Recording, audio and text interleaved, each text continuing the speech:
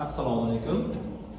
Bugungi darsimiz Xitoy qoldiq teoremasidan foydalangan holda ersa shifrlash algoritmini tezroq yechimga yetish masalasini ko'rib chiqamiz. Sababi Xitoy qoldiq teoremasidan foydalangan paytimizda shifrlash, ya'ni ersada buni foydalanish shifrlashda demak va uni ochishni 4 baravargacha tezlashtirishi mumkin. Ya'ni bundan tashqari qo'lda shifrlashni bajarayotgan paytimizda ham katta sonlarda tezroq natijaga erishish uchun foydalaniladi. Xo'p, buning uchun nima qilamiz? Buning uchun demak biz avvalgi darslarimizda Xitoy qoldiq teoremasini o'rganib chiqqanmiz. Tartibini, formulasini va teoremasini qanday shaklda ekanligini bilgan holda bu darsimizni davom ettiramiz. Xo'p, bizga deylik ikkita tub son berilgan bo'lsa va uni ma'lum o'sha darajaga ko'tarish uchun, shifrlash uchun ochiq kalit berilgan bo'lsin deylik. Deylik shifrlashimiz kerak biz bu yerda 123 son Xitoy qoldiq teoremasidan foydalangan holda.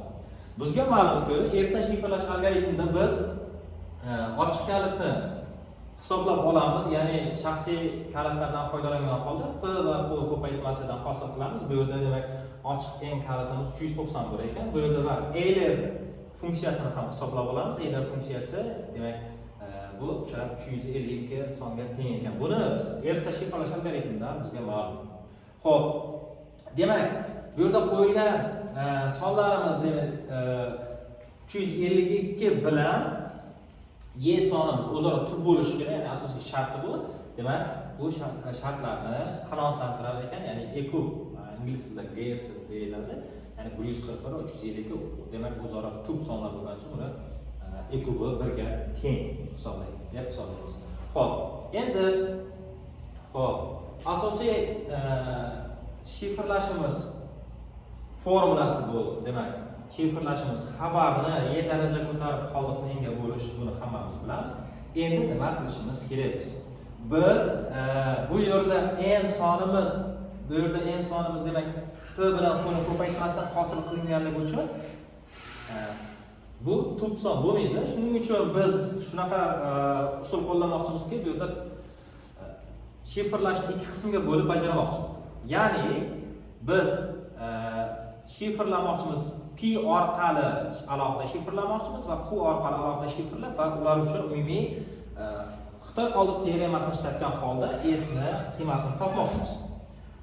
Endi bizga demak Fermatning kichik teoremasi kerak bo'ladi. Ya'ni biz bu yerda ishlatilayotgan sonlarimiz p va q tub bo'lganligi hisobiga Fermatning kichik teoremasidan foydalangan holda bu yerda hisoblashimiz mumkin. Deylik, m ni p minus 1 darajaga ko'tarib p ga bo'lganimiz holda 1 ga tengligini Fermatning kichik teoremasidan bizga ma'lum. Xo'p, endi buni nima uchun ishlatamiz? Bu yerda biz formuladagi sp mod p va sq mod q larni hisoblab olishimiz kerak bo'ladi. Buning uchun, ya'ni sp ni hisoblab olishimiz uchun m xabarni y daraja ko'tarib mod p ni hisoblashimiz kerak bo'ladi va buni biz ya'ni y daraja ko'tarib hisoblashni soddaroq, ya'ni Fermatning kichik teoremasidan foydalangan holda va Eulerni qo'llagan holda tezroq yechimga erishish uchun bu yerda keltirib olamiz, ya'ni y mod p minus 1 ni mana bu darajani alohida hisoblab chiqamiz. Xo'p, va bizga Xitoy qoldiq teoremasini, ya'ni ikkita tenglarlar sistemasidan iborat bo'lgan holatda bizni soddalashtirilgan formulamiz bor. Ya'ni bu formulamiz, ya'ni s ni topish uchun, ya'ni shifrlangan ma'lumotni topish uchun sp plus p sq minus sp ko'paytirilgan p ning q bo'yicha teskari qiymati va hammasining natijasini bitta qilib, demak p ko'paytirilgan q ga holatli bo'lish shaklida ko'ramiz. Bundan tashqari yana buning ikkinchi simmetrik ko'rinishi ham bor. Ya'ni xuddi shuning natijasi bir xil chiqadi bu yerda. Ya'ni p ning o'rniga q ni qo'yamiz va buni bu joylarda ham p ning o'rniga q larni almashtirib hisoblasak, demak buning ham natijasi, ya'ni shifr matni qiymatiga teng bo'lar ekan. Bu yerda aytib ketdik, ya'ni p minus 1 mod qo'ysa, o'sha p ning q ga bo'lganda qoldiqli teskari qiymati ekan. Endi misolda yana batafsilroq tushunib olamiz har bitta qismini qanday bajarish kerakligini. Xo'p, endi biz S P va S Q'larni hisoblashimiz kerak bu yerda. Buni qanaqa ko'rinishda hisoblaymiz va buni hozir batafsil ko'rib chiqamiz. Demak, bizga M xabarni bizda Y darajamiz 141 edi. 141 darajaga ko'tarib mod 17 ga bo'lganimizda soddaroq variantda hisoblashimiz kerak bo'ladi. Xo'p, biz buni qanday hisoblaymiz? Deylik, mana bu 141 sonini kichiklashtirib olishimiz kerak bo'ladi. Ya'ni buni kichiklashtirishni qanday qilamiz? Ya'ni mana bu tub son bo'lganligi uchun Fermat teoremasidan foydalangan holda bu yerda hozir yozib sizga tushuntirib beraman. Ya'ni deylik M xabarimizni ko'pga rangga qo'yamiz. Demak, M xabarimizni 141 darajaga ko'tarib mod 17 ga bo'lmoqchimiz. Bu yerda M ning ham qiymati bor. 120 o'chtagan, uni ham hozir qo'yib joyiga ishlatamiz. Xo'p, endi biz mana bu tub son bo'lganligi uchun bu yerda nima qila olamiz? Biz buni Fermatning kichik teoremasi ko'rinishiga keltira olamiz. Fermatning kichik teoremasida shunaqa bu yerda formula yozib qo'yman. Mana Fermatning kichik teoremasini yozib qo'yamiz. Demak, har qanday sonni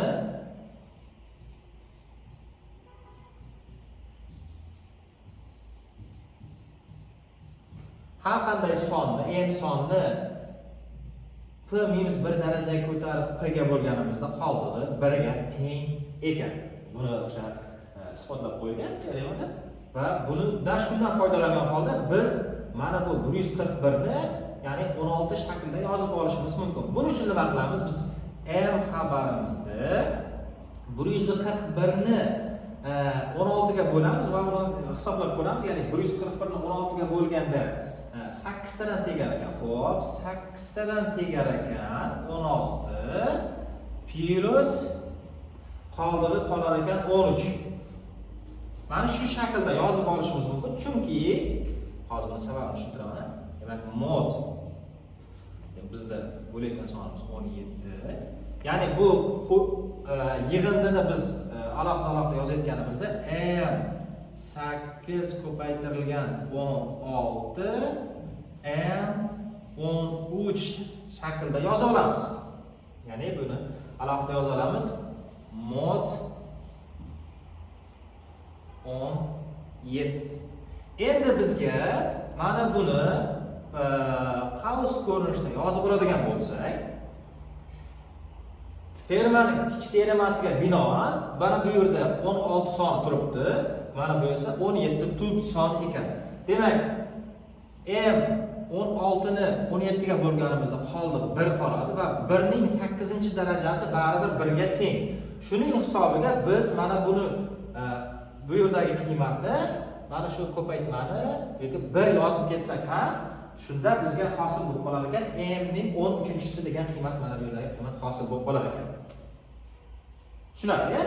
Ya'ni m ning 141-darajasini biz soddalashtirib olyapmizki, ya'ni Fermatning kichik teoremasiga moslashtirib olgan holda, o'sha Eulerdan hosil bo'lgan Fermatning kichik teoremasiga moslashtirgan holatda buni m13 deb olyapmiz. Sababini tushuntirdim. Ya'ni mana bu 141 ni 16 ga bo'lyapmiz, 8 tadan tegyapti. Demak, 8 ko'paytirilgan 16 plus 10 shaklda yozib olsak bo'lar ekan va demak, uning davomida demak m ni 8-si 16-chi shaklda yozib oladigan bo'lsam, mana bu bilan mana shu yerdagi qiymat bilan mana bu demak qiymatni 1 ga teng bo'lib qolar ekan.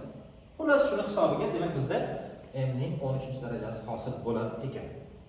Xo'p, endi xuddi shu holatni biz ikkinchi qiymatimiz uchun ham ishlatamiz. Ya'ni buni bu yerda 23 ga bo'layotgan paytimizda demak 141 ni shunaqa soddalashtirilgan ko'rinishga keltirib, demak m ning 9-darajasi ko'rinishda yozishimiz mumkin. Mana bu yerda aralashib ketmasin. M ning 9-darajasida ko'rinishda yozishimiz mumkin ekan. Endi yana bitta bizda narsa bor. Demak, m ning qiymatini qo'yishimiz kerak. Endi m ning qiymatini bu yerda to'g'ridan to'g'ri 4 deb qo'yib ketganmiz. Aslida endi m ning qiymati bizda yuqorida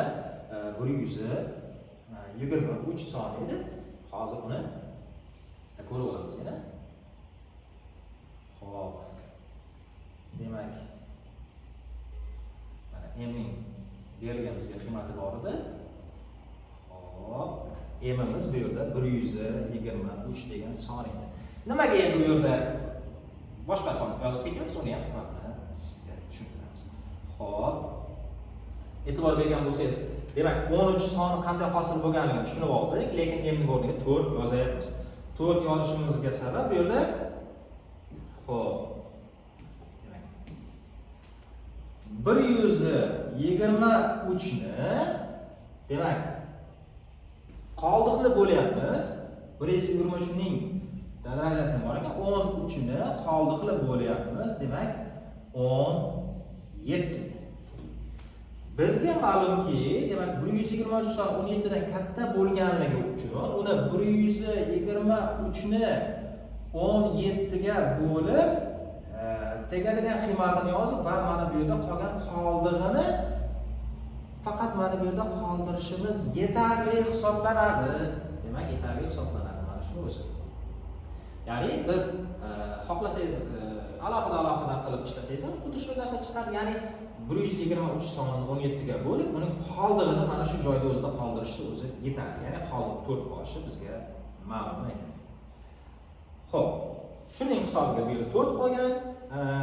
Ikkinchisi bu yerda 23 ni qoldiqli bo'lganimizda 8 son qolgan. Ya'ni 123 ni turgan sonning bu yerda qiymatimiz 9 degan qiymat hosil bo'lgan edi. 9 ni mod 23 ga bo'layotganimizda bu yerda 8 sonni yozib ketamiz. Xo'p, mayli, bo'lib ham ishlab qo'yamiz buni. Mana masalan deylik 123 ni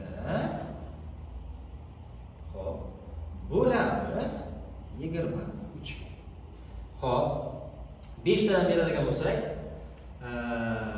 5 ga 3 15 ni 5i, 5 ga 2 10 11. Demak, 13 dan 5 tag'asan 8. Mana ko'rib turganingizdek, qoldiqning o'zini qoldiramiz bu yerda. Mana bu 8. Butun qismini tashlab yuborsak ham bo'ladi. Buni biz qoldiqli bo'lishi qonun qoidalarida o'rganib chiqqanmiz. Ya'ni asosiy formullarda o'rganib chiqqanmiz ekan. Xo'p, shu orqali biz endi buni tepaga olsak ko'tarishim kerak. O'chirib turaman.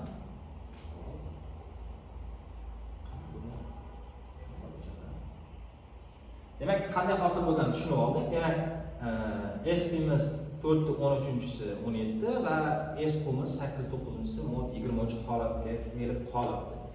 Endi yana mana bu holatni soddalashtiradigan bo'lsam, buni 4 ning 13-sini nima deb yozib olishim mumkin? Men yozib olishim mumkin. Demak, 4 ning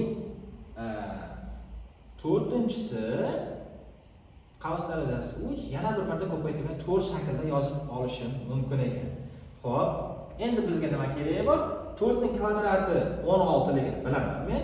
16 ligini bilgan holda 4 ning 16 ni 17 ga qoldiqli bo'ladigan bo'lsa, buni qoldig'i -1 ekanligini bilaman. -1 ning kvadrati 1 ekanligini bilaman va shundan foydalangan holda, demak 4 ning kvadratining kvadrati bu shaklda turibdi, uni kubi bo'lib turibdi. Demak, har qanday sonni, bir sonini necha marta darajaga ko'tarsak ham baribir 1 qolaveradi. Xo'p, mana buni ham deylik sizga soddalashtirgan holda tushuntirib beray. Mana bizda misolda mana bu soddalash 4 ning 13-darajasi qanday soddalashtirgan holatni ko'ryapmiz. Demak, 4 ning 13-sini yozib olishim mumkin. Men 4 ning kvadrati va yana bitta kvadrati va yana bitta kubi qilsam 2 ga 2 4, 4 ga 3 12 bo'ladi. Yana bitta qoladi, menda 4 qoladi. Chunki 4 ning 13-si. Endi men 4 ning kvadrati 16 ekanligini bilaman. 16 mod 17 ni hisoblay olaman. Ya'ni 16 ni 17 ga bo'lganimda qoldig'i -1 ekan.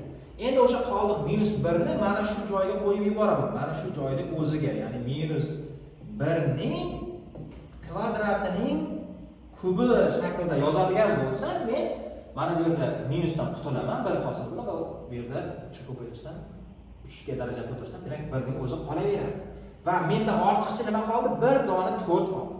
Demak, shundan ma'lumki, 4 ning 13-sini 17 ga qoldirib bo'lganimda, demak qiymati 4 degan javob chiqar ekan. Yaxshi. Xo'p, endi xuddi shunday holatda 8 ning ham 9-sini ishlab olishim kerak. Bu 8 ning 9-sini nima qilamiz? 8 ning 9-sini 8 ning kvadrati 64 va 8 ning kvadratining 4-darajasi ko'paygan 8 shaklida yozib oladigan bo'lsak, buni olganda hisob kitob qiladigan bo'lsak, qiymat bizga 9 degan holat ekan. Xo'p, bizga ma'lum bo'ldi, endi ikkita qiymat bor. S-imiz 9, S-P-imiz esa 4 degan qiymatlar chiqdi. Endi bizda Xitoy qoldiq teoremasining ikki xil holati bor. Ya'ni bizda bor yo'g'i ikkita son qiymat bo'lgan, tenglamalash sistemasi ikkita bo'lganligi uchun ikkita keltirilgan formulamiz bor. Ya'ni o'sha keltirilgan formulamiz ko'rinishida mana bunaqa ko'rinishda yozishimiz mumkin yoki bo'lmasa bizni harflarimiz, ifodalarimiz o'zgartirilgan holatda mana bunaqa ko'rinishda yozib olishimiz mumkin. Haqiqiy ko'rinishda biz Xitoy qoldiq teoremasida A, M, B va X shaklida berilgan bo'ladi.